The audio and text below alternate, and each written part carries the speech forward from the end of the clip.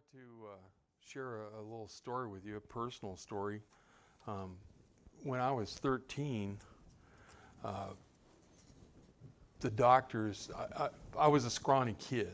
Okay, I have pictures to prove this, by the way. But I had heart problems, and just like I'm standing here now, I would collapse and I would hit my head on stuff, cut it open. I would just faint. I couldn't participate in sports like other kids or any of those kind of things, you know. I was born with a birth defect, and I had a heart murmur, okay? And the University of Washington was kind enough to pro bono a surgery for me. So I had this murmur fixed. That was 1969, and they still used knives back then, so I was cut open, my ribs were pulled apart, and during that time my lung collapsed. I mean, it was just a very exciting thing.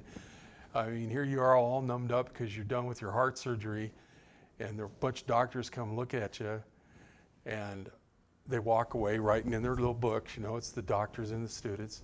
Then all of a sudden they all turn and stare. That's not a good sign. You know? I'm like, uh-oh, something's wrong. Well, my lung had collapsed. So the doctor comes over and he reaches in this toolbox and he pulls out this shiny dagger. It's all like chrome looking. And I'm like, oh no. He puts it right here on my chest.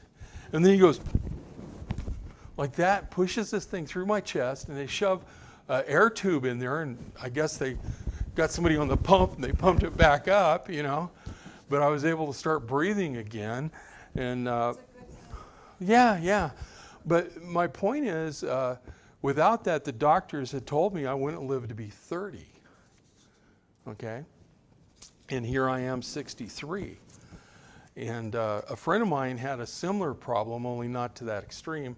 So he waited to the mid-80s to have the surgery done. And they did it, is it arthroscopically? I mean, he has a little hole like that where they stuck this thing in there, you know. But I'm very grateful for that heart work that they did there. I just want to have a little prayer before we get started.